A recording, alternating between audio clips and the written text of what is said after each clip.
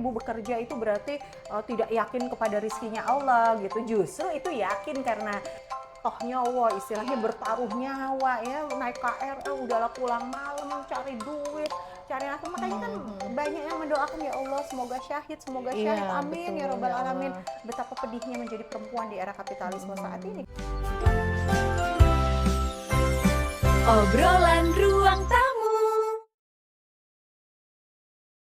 Ibu-ibu hebat, apa kabar teman-teman semuanya? Kita berjumpa lagi di obrolan Ruang Tamu bersama saya Kak Zuli. Saya Dokter Dea. Dan saya Mama Ica. Ya, mudah-mudahan kabar yang menyenangkan ya pastinya, dan kita selalu diberikan nikmat yang sehat, kemudian juga diberikan kekuatan untuk terus menjalani peran sebagai seorang ibu dalam berbagai aktivitas baik di rumah maupun di tempat kita kerja atau di tempat masyarakat atau yang lainnya. Nah, kita akan membahas yang lagi viral nih kaitannya dengan KRL dan juga daycare ya. Kalau kita tahu tuh kasus-kasus daycare itu kan tidak hanya terjadi di Yogyakarta. Betul. Kemarin sempat scrolling itu belum lama terjadi Di Medan. di Medan, di Ya. Aceh gitu, yang sampai kena air panas segala macam. Ngeri banget ya Dok fenomena seperti ini ya. Betul. Tapi kalau kita melihat ini sebenarnya siapa sih yang harus kita salahkan gitu loh? Karena ada beberapa juga yang viral ya oleh Menteri Tit gitu kan ya, menyampaikan nanti gerbong wanita akan kita pindah di tengah bukan di depan lagi. Ini sebenarnya mengganti korban atau memperbaiki sistemnya ini ya. Pengen ketawa loh sebenarnya, geli banget rasanya tuh Dok. Ketawa tapi gemes gitu Gemes, ya. gemes banget, Iya. bener. Ya ini menandakan bahwa cara berpikir itu ternyata penting ya. Yes. Melihat masalah itu kan ini nggak sesimpel mindahin gerbong Iya, aja kan betul, gitu. betul. Tapi kan ketika ada suatu kejadian, ada suatu peristiwa itu kita memang harusnya berpikir akar masalahnya apa Sepakat, gitu benar, kan. benar. Maka ya akar permasalahan itu yang harus dicari. Seperti dokter itu mengobati juga akan mencari akar permasalahannya. Agar Kalau lebih tepat ya kalau solusinya. mindah gerbong tuh kayak cuma apa sih yang ngobatin gejalanya doang, tapi Yes. akarnya nggak dituntaskan gitu loh ya kan.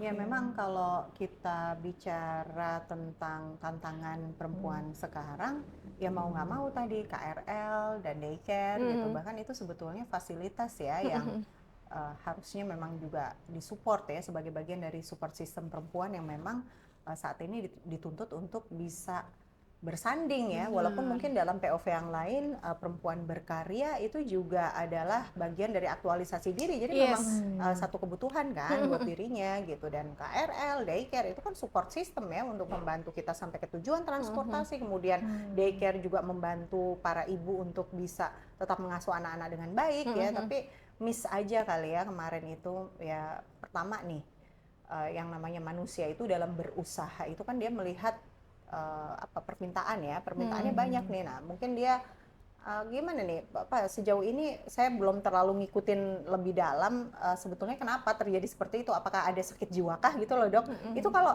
dari pandangan ilmu kejiwaan kok bisa ya suster-suster atau miss-miss yang bekerja di daycare itu kok tega memperlakukan anak seperti itu tuh kalau dalam ilmu kejiwaan tuh seperti apa sih Dok? Ya, ulasannya? Ya tentu kita harus melihat faktanya dulu ya. Memang kita nggak bisa asal nebak, tapi kan berbagai faktor itu bisa menjadi penyebab ya. Kalau kita berbicara kemungkinan-kemungkinan, ya mungkin aja ada tekanan-tekanan juga dari atasannya gitu kan. Nah atasannya kenapa begitu ya nggak tahu juga ya, tapi karena saya juga nggak begitu mengikuti kasusnya, tapi kan berbagai faktor tadi loh. Kalau kita berpikir dan kita mencoba menelaah itu sih rentetannya bisa kemana-mana sampai ke sistem ekonomi karena mungkin ada tuntutan untuk omset, penghasilan itu kan akhirnya kepada sistem perekonomian lagi. Nah, di balik itu bagaimana? Nah, akhirnya akan merembet kemana-mana kan alasan kenapa seseorang itu bisa melakukan hal yang di luar setengah itu ya. Kan kayak hati nuraninya tuh udah ditembus lah kayak netizen aja sampai bilang sakit jiwa loh itu Dok. Karena si ketua yayasan ini kalau menurut juru bicara dari Polsek ya atau Polres di Jogja itu yang ngurus penggerbekan itu kan beliau bilang bahwa ternyata dari para saksi mengungkapkan fakta bahwa permintaan tidak ada SOP tertulis bahwa anak-anak itu harus diikat, tidak dipakaikan baju, dia tidur keleleran, bahkan ada ini nggak tahu bener apa enggak, ada kemarin juga yang merilis berita bahwa ada sebagian itu yang diminumin antimo biar tidur. biar tidur. Iya kan? Iya, iya, Nah itu benar-benar. atas perintah si ketua yayasan yang which is dia adalah juga seorang ibu, ya kan? Makanya netizen sih kalau di portal-portal itu ya komentarnya luar Macam-macam biasa ya, ya. julid-julid Wah, sih. sakit jiwa Iya. nih ibu. Masa Iya, ibu tentang- yang mana sih tega Iya, begitu? betul. Kan Harus harusnya diperiksa ya. memperlakukan anak orang lain yang membayar loh. Iya. Gitu ya, ini membayar jasa kan harusnya dia konsisten komit gitu. Ya kalau kita mau mengatakan sakit jiwa memang harus diperiksa ya.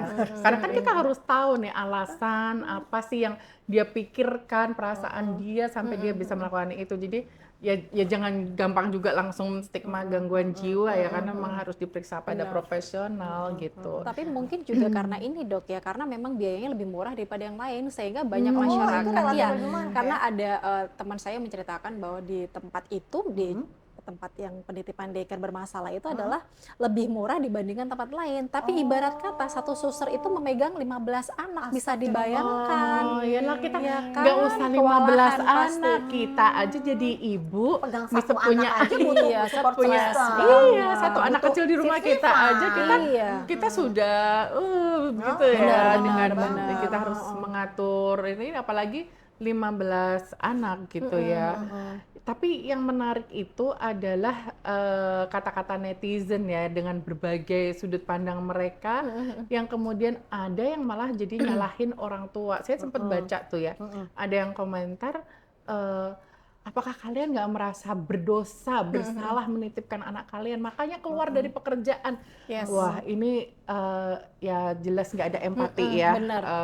Di situasi yang seperti itu tentu bukan kata-kata itu yang Pantes ya sebaiknya ditulis gitu Benar. ya, karena kita nggak tahu banyak faktor kenapa akhirnya perempuan memang harus terpaksa. Kalau ditanya nggak ada Nggak pasti mau, ibu-ibu pasti. yang mau nitipin anaknya dan kemudian meninggalkan seharian ya kan untuk pasti nggak ada gitu loh. Yang mereka inginkan pasti ya mengasuh anak sendiri gitu Benar, kan. benar. Tetapi pasti ada tuntutan-tuntutan yang memang situasi yang memaksa mereka Untuk harus melakukan bertahan hidup itu ya, gitu membantu loh ya suami kan dalam mencari gitu nafkah. betul. Maka sebenarnya benang merahnya adalah perempuan, karena perempuan harus dipaksa untuk bekerja, sehingga akibatnya harus menitipkan anaknya gitu kan untuk membantu perekonomian. Iya, kayak dipaksa oleh sistem Iya, kan gitu. akhirnya kita akan manusia kembali lemah. dipaksa Iya. oleh sistem ya, Mam. Kita bicara soal misalnya kayak oh ya menuntut ilmu tentang rezeki. Oke, kemudian kita bedah rezeki. Rezeki ada wilayah yang dikuasai, ada yang tidak dikuasai. Oh, percaya aja bahwa rezeki dari Allah. Perempuan kalau sudah menikah itu ya rezekinya itu lewat pintu suaminya. Tetapi Iya. kan balik lagi ke hukum syariat bahwa perempuan bekerja itu mubah. Oh ya oke mubah, tapi jangan sampai Anak-anak keteteran menelantarkan gitu. anak misalkan. Nah, ya, pekerjaan yang tidak dalam tanda kutip yang benar-benar bisa part time itu juga nggak banyak. Yes. Kemudian kita nanti bicara soal keahlian juga, kita bicara juga soal pengalaman, soal kebiasaan itu nggak mudah gitu loh. Jadi Iya. memang lemahnya manusia itu adalah pada saat dia bisa mempertimbangkan di ranah ikhtiar ya kan. Nah, ranah ikhtiarnya ya gimana lagi, misalkan mungkin dia seorang pegawai, dia seorang dosen, dia harus masuk jam 7 Yes. misalkan. Ya, baru pulang misalkan jam 2, jam 3 ya gimana lagi ya memang harus begitu. Itu kan komit dengan pihak ketiga ya. Jadi ya Benar-benar. kadang-kadang ya memang inilah dilematisnya perempuan di era sekarang ini teman-teman gitu. Jadi ya paling tidak minimalnya itu ya kalau di dalam Islam paling tidak kita tetap berikhtiar untuk melaksanakan seideal mungkin tuh ya laki-laki yang harusnya mencari nafkah. Tapi nanti kalau udah mepet banget nih anaknya banyak, butuh penghidupan, oke, rezeki dijamin Allah. Tetapi kan manusia itu hanya bisa menyadari ranah yang dia kuasai. Oh ya, aku masih punya waktu, aku masih punya tenaga, aku keluar untuk bisa bersyukur ya. Gimana lagi kan? Iya. Ya udah akhirnya dijemputlah rezeki itu gitu. Benar. Maka ya sebetulnya kurang bijak kalau saling menyalahkan ya, kemudian mengatakan bahwa oh ya ibu bekerja itu berarti tidak yakin kepada rizkinya Allah gitu. Justru itu yakin karena Allah menjamin rizki ya kita jemput, karena yang kita tahu adalah ranah ikhtiar yang bisa kita lakukan kan gitu. setuju. Bener nggak? Iya, benar, Bener benar. nih mama kerja nih. Iya, makanya gini, kita kan sering juga nih ngomong ya bahwa ilmu itu penting. Nah, Betul. ternyata untuk aplikasi ilmu itu nggak cukup ilmu aja yang kita terapkan pada diri kita, tetapi Iya. untuk kemudian mewujudkan mendapatkan itu menjadi sesuatu yang kemudian nyata ya, Ya. ilmu itu ya harus didukung oleh sistem tadi. Benar, gitu kan. benar. Oke, ya betul. sekarang tidak semua orang, kan kita nggak tahu ya situasi orang itu ya, Ya. bisa bertahan dalam tanda kutip penderitaan gitu Iya, ya. iya, Misalnya jadi si perekonomian sangat kurang, Betul. anak banyak gitu ya, kebutuhan banyak.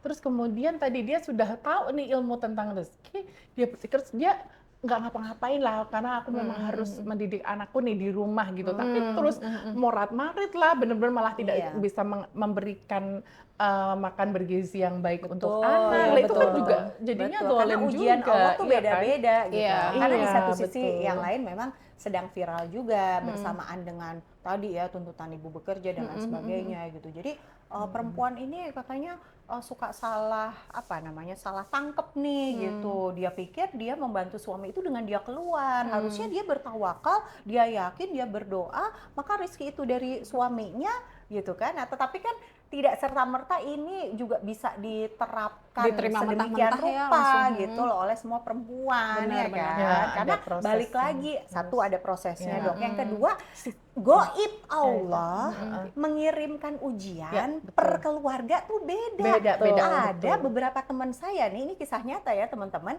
udah nerima nih dia tentang teori rizki itu tadi gitu. Kamu tuh di rumah aja, sekarang kamu harus keluar dari kerja gitu. Akhirnya beneran nih cus keluar dia dari bekerja. 2 tahun dia bilang sama saya, Mbak Ica, 2 tahun hidup saya makin blangsek, malah semakin saya nggak bisa beli apa-apa, suami pun lihat saya nggak ngapa-ngapain, tidak tergerak. Wah, saya bilang berarti statement gurumu itu kita secara bijaksana bisa kita olah, tidak kemudian selalu Allah pun menggolkan, walaupun secara teori Allah sudah kasih kisi-kisi nih ya di dalam Al-Quran dan hadis, oh begini, tetapi ya balik lagi memang mungkin si keluarga ini diuji, si perempuan itu balik lagi kerja, akhirnya si teman saya ini Akhirnya balik lagi bekerja dia kerja, lagi. malah dia jadi happy, jadi nggak berantem karena dia punya me time juga di luar, dia bisa mengaktualisasikan diri. Yang ketiga, Benar. di ranah ikhtiarnya dimudahkan juga oleh Allah lewat dia bisa bekerja itu. Toh dia juga bukan menyia-nyiakan anaknya Iya, juga. sepakat. Ya dia paling tidak memang harus mengkondisikan misalkan anak-anak jangan terlalu manja ya. Mama kan juga harus ikhtiar nih, cari uang gitu. Kan itu bisa jadi bahan diskusi Benar, loh. Mama benar. katanya rezeki sudah dijamin Allah. Iya, rezeki dijamin Allah. Ada banyak nih rezeki pemberian Allah. Nah, untuk rezeki yang bentuknya uang ini ikhtiar karena uangnya tuh nggak Turun dari hujan, langit. nggak hujan tiba-tiba hujan duit ya. Iya. Duitnya mama cari ini dengan mama berikhtiar bekerja, adik sama kakak nanti saling membantu ya, bikin ceplok sendiri. Ya di satu sisi bisa membuat anak-anak juga mandiri ya. Betul, Maka betul. memang situasi yang serba dilematis ini, serba tidak ideal ini harus dikawekani apa kalau kata orang Jawa ya kan harus direkayasa sedemikian rupa ya, tidak perlu juga saling ngejudge satu sama lain iya. para perempuan gitu yang memang mengikuti teori yang ideal dan alhamdulillah dimudahkan oleh Allah menjadi ideal ya alhamdulillah. Iya, benar. Ya kita ikut bersyukur bisa keluar dari kerja kemudian secara otomatis si suaminya lebih gerak lagi, kemudian dia mudahkan ya alhamdulillah gitu. Nah, memang tadi solusi pungkasannya, solusi yang paling mendasarnya memang sistem. Betul. Karena kan Iya, kalau di betul. dalam Islam dulu baginda Rasulullah, para sahabat, para pemimpin Islam bahkan ngasih modal nih ke kaum muslimin laki-laki ya kan. Nih pacul semua dikasih jebret. Nah, jadi modal yang sama itu berangkat dari yang sama itu memang dikasih Iya. di dalam Islam gitu Iya. kan. Belum lagi kalau yang memang sudah punya privilege ya itu juga ujian tersendiri juga ya. Ya misalnya kalau ahli waris ya, kalau didracin-dracin itu kan aku menunggu-nunggu semoga suamiku Suamiku itu tuh ternyata seorang selama CEO gitu ya. ternyata selama ini Jangan dia lupa dikasih berpura-pura menjadi backsound ya. buruh. Ya ternyata iya. dia adalah seorang CEO. Nah ini kan nggak selalu Dia juga kan beracin nggak ya, selalu gitu. juga seperti anak-anak seleb yang menikah bahagia seperti Iya. Cinderella, kan nggak selalu begitu Iya, jalan cerita orang, betul. beda-beda realistis.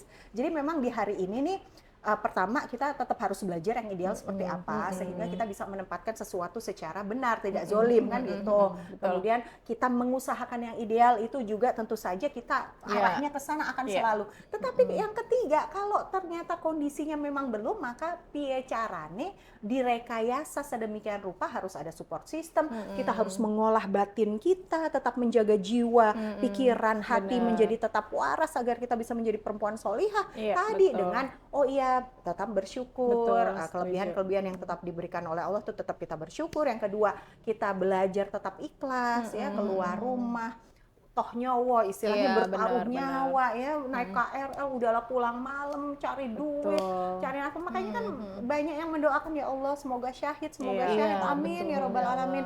Betapa pedihnya menjadi perempuan di era kapitalisme saat ini karena kita yang menjadi korban. Nah, kita akhirnya harus support woman, kita saling support, kita saling mendoakan semoga kita semua diberikan kemudahan dalam menjalani hal-hal yang tidak ideal ini, dan kita berdoa semoga Allah memberikan pertolongannya sesegera mungkin dengan tegaknya fitrah-fitrah yang memang Allah sudah siapkan sebetulnya pasti manusia semua itu akan merasakan berkah dari langit dan bumi kalau itu terjadi. Nah, tapi kan ini kita harus menjemput. Nah, menjemputnya memang dengan takwa. Nah, bagaimana menjadi ibu yang bisa bekerja tapi tetap takwa, insya Allah bisa. Jadi intinya nitipin ke daycare pun juga nggak masalah, asalkan juga kita harus teliti juga, cek dulu gitu. Karena memang selama ini mungkin kita terlalu tergiur dengan harga yang begitu murah dan miring, tapi kita nggak tahu nih, karena nggak ada CCTV juga kalau disampaikan di walaupun janjinya mereka ada ya, itu emang mereka. Dan lucunya nggak ada grup juga, sehingga kalau ada grup kan mereka bisa saling cross check and cross check gitu. Makanya emang kalau harus nitipin ke daycare juga harus jeli juga, tanya-tanya. Jangan cuma asal murah, itu hati-hati juga. Terus yang yang KRL juga perempuan bekerja nggak masalah karena kita berada pada sistem yang memang seperti ini, uang nggak turun dari langit gitu, kecuali sistemnya ganti gitu kita dapat uang. Berangkat makanya Bismillah, kita nggak pernah tahu kapan Allah menjemput kita pulang. Niatnya tetap niat ikhlas, kita mengutamakan yang wajib, sunnah, mubah, makruh, haram itu kita jaga ya. Semoga Allah tetap meridhoi dimanapun kita berada. Dan terus menjaga syariat ya. Jadi buat perempuan Indonesia, para ibu ya, ibu-ibu muda yang masih punya anak-anak kecil ya, kalau hari ini memang kita harus berjuang lebih keras karena memang keadaan hidup kita saat ini dalam sistem yang seperti ini nggak sendirian. Kita semua merasakan itu. Saya juga kalau naik KRL juga. Kita bareng-bareng ya, kita bareng-bareng tetap menjaga kewarasan kita sebagai seorang ibu, sebagai seorang perempuan yang tetap bisa memenuhi kewajiban kita juga ya. Tetapi juga kita ternyata sering kali dipaksa oleh keadaan, dituntut untuk masih melakukan hal yang sebenarnya bukan kewajiban kita. Nggak apa-apa. Insya Allah kita bisa, dan terus juga tambah ilmunya dan perkuat dengan komunitas teman-teman yang selalu menguatkan, yang selalu mengingatkan mengingatkan kita kepada Allah dan menguatkan kita pada sistem yang memang seperti ini ya. Kita nggak sendirian. Benar, yang pasti jangan takut kamu merasa sendirian karena kita semuanya juga sama dan tetap semangat ya. Terima kasih atas kebersamaannya sahabat-sahabat obrolan ruang tamu. Sampai ketemu di episode yang akan datang. Terima kasih. Wassalamualaikum warahmatullahi wabarakatuh. Dadah.